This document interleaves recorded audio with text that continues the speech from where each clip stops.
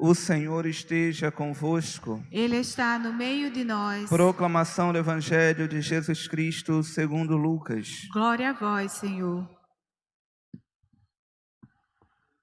Naquele tempo, milhares de pessoas se reuniram a ponto de uns pisarem os outros.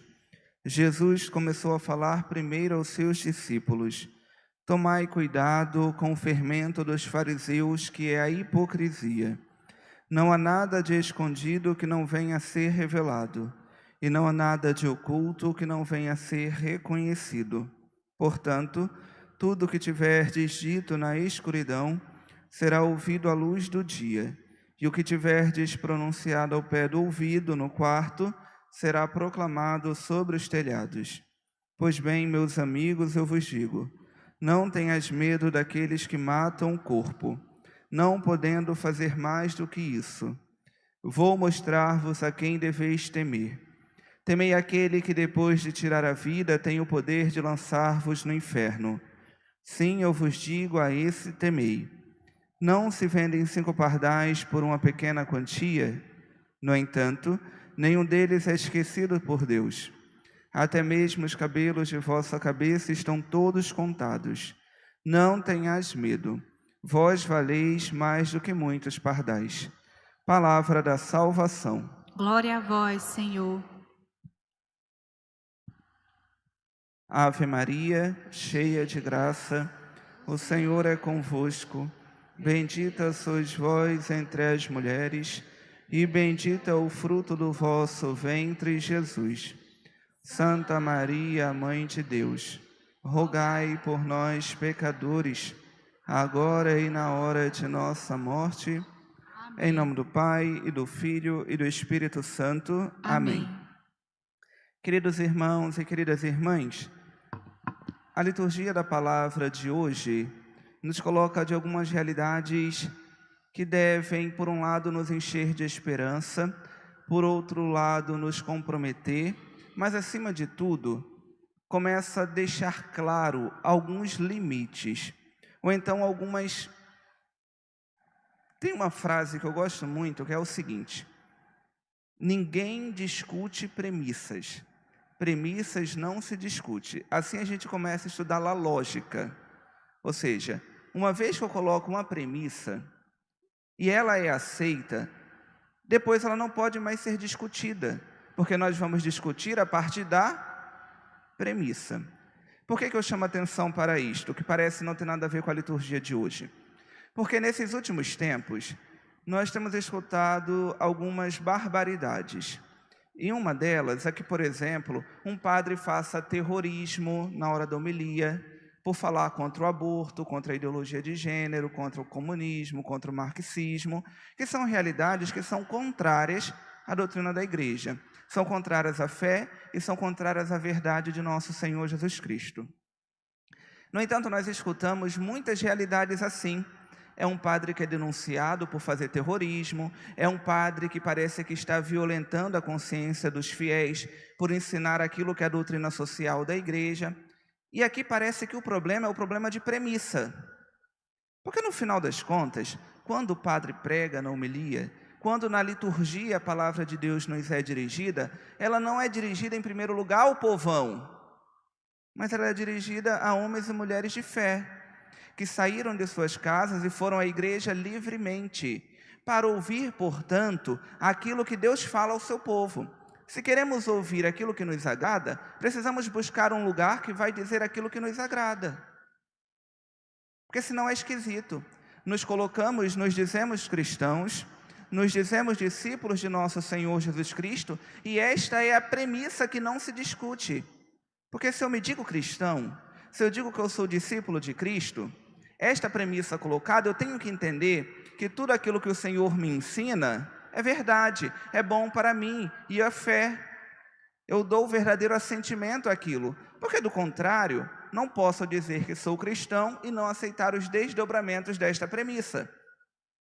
É assim que dizemos na lógica.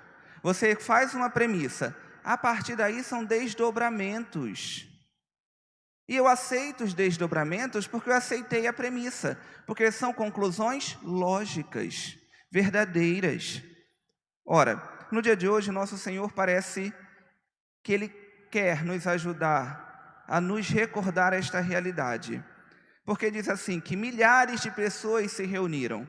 Que sejam milhares, que não sejam milhares, que seja exagero do evangelista para chamar a atenção, tanto faz. Mas o que importa é que muitas pessoas se reuniram livremente. Nosso Senhor não foi laçar ninguém e trazer a força, e nem mandou os discípulos andarem por aí arrastando as pessoas, mas livremente elas foram. Milhares de pessoas se reuniram. E aí é muito interessante, porque apesar de terem milhares de pessoas reunidas, vai dizer que Jesus começou a falar primeiro aos discípulos. Então isso precisa estar muito claro para cada um de nós. O Senhor dirige a sua palavra a nós. E precisa também estar claro para o mundo. Porque quem não concorda com a palavra de Deus não precisa ficar chateadinho. Porque se não é homem e mulher de fé, está incomodado com o quê? Nosso Senhor fala aos seus. Se eu não pertenço a este grupo, chega de ficar me levantando contra. Aqueles que pertencem ao grupo têm que escutar, porque eles escutam livremente. Porque eles escolheram um caminho de discipulado livre. Ninguém os obrigou, como ninguém obriga quem não quer vir.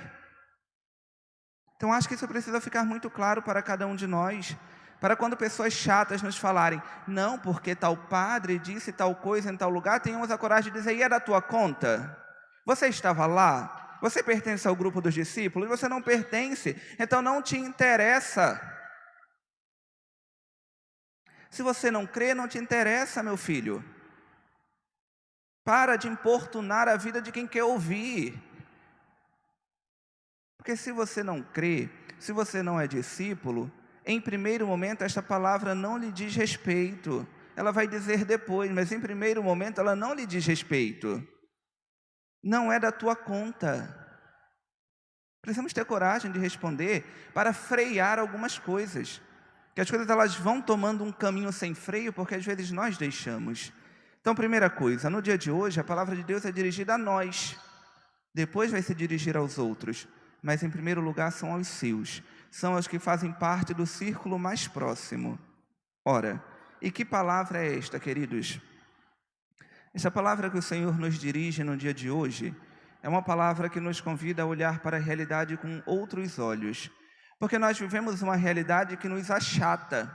Porque parece que não há transcendente, não há uma realidade sobrenatural. E nós vamos sendo achatados a tudo aquilo que é puramente humano, puramente imanente. E a resolução dos problemas é puramente imanente. Nós vamos resolver os problemas do mundo unicamente com soluções humanas, fajutas e mentirosas. Quando o problema do mundo tem sua origem numa realidade que é sobrenatural, que é o pecado. Todos os males do mundo encontram a sua origem e a sua causa primeira no pecado. O pecado é a causa de todos os males. E é sobre isto que nós somos convidados hoje. E é por isso que a palavra de Deus se dirige aos discípulos. Porque no final das contas, só homens verdadeiramente fiéis a nosso Senhor Jesus Cristo e homens de fé conseguem entender que nós somos chamados a uma realidade que é sobrenatural e não uma realidade humana. É verdade que enquanto homens e mulheres deste tempo, enquanto igreja peregrina, a cada dia precisamos nos relacionar com realidades humanas, com realidades que passam. No entanto, não podemos perder de vista que caminhamos em vista de um sobrenatural. Caminhamos sobrenaturalmente em um mundo que é natural. É assim que é a vida do cristão.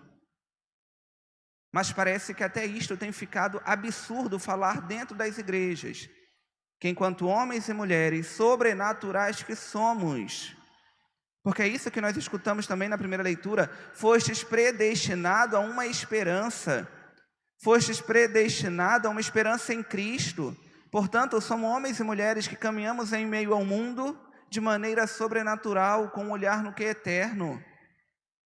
E é por isso que a nossa maneira de julgar a realidade, ela precisa ser completamente sobrenatural. Precisamos olhar para a realidade e ver naquilo que é estrutura humana, muitas vezes viciada, o dedo do pecado, a marca do pecado, e que, portanto, faz que as coisas aconteçam de maneira desordenada e que possa o mal agir no mundo como age até hoje. Queridos, eu dizia no início que a palavra de Deus que se dirige a nós no dia de hoje é uma palavra de esperança também, Porque Nosso Senhor vai dizer: não tenham medo daqueles que podem matar o corpo, mas tenham medo daquele que pode matar a alma. É verdade que vivemos um tempo de crescente intolerância ao cristianismo. Ainda que os defensores digam: não, isso não existe. Isso é uma grande mentira. Ninguém está perseguindo o cristianismo. Ninguém está impedindo o cristianismo de dizer a verdade. Precisamos estar atentos e nos perguntar se não. Porque é normal que alguém da vida política faça arruaça na frente da igreja. Ninguém mais se recorda desse fato, né? Faça arruaça na frente da igreja, perca o seu mandato, mas depois seja devolvido. Porque aparentemente ele não fez nada demais, ele apenas atrapalhou uma celebração com barulho. Bom, mas não está lá na lei que isso é crime? Mas deixou de ser crime porque é contra o cristianismo. Talvez se fosse contra outro grupo, contra outra manifestação de expressão artística, seja lá que diabo for, não tivesse nenhum problema. Talvez se alguém parar ali na porta da igreja daqui a pouco e começar a gritar, nos xingar de um monte de nomes, talvez se ligássemos para a polícia dissesse: não tem nenhum problema, eles só estão se manifestando. Não, mas está atrapalhando um culto religioso, e seja lá qual for o culto religioso. Não, mas não tem problema, porque atrapalhar este crime pode, desde que alguém possa se manifestar e dizer que não gosta de você. Curioso, curioso. Porque tudo aquilo que ataca ao cristianismo hoje é permitido. E nós achamos que não há perseguição ao cristianismo. No entanto, diante disto tudo, nós somos convidados a uma esperança. Uma esperança que, em primeiro lugar, nos convida à fidelidade. Sermos fiéis a nosso Senhor Jesus Cristo. Pregarmos a verdade do Evangelho, ainda que homens e mulheres se levantem contra cada um de nós, sabendo que eles não podem muito mais do que isto. Talvez seja melhor perder a vida aqui, mas ganhar a eternidade, do que fazer bons amigos iníquos neste mundo, e que não serão bons, né? Mas ter ao nosso lado pessoas iníquas, ímpias, e um dia irmos juntamente com eles para o inferno, queimar no fogo do inferno. É melhor que venhamos a perder amigos neste mundo, é melhor que venhamos a perder prestígio, é melhor que venhamos a ter que aguentar um pouco de rejeição, mas para que possamos um dia receber de nosso Senhor Jesus Cristo o prêmio dos justos. E os justos na Sagrada Escritura são aqueles que fazem a vontade de Deus, somente esses. Louvado seja nosso Senhor Jesus Cristo. Para sempre seja louvado. Elevemos a Deus as nossas preces.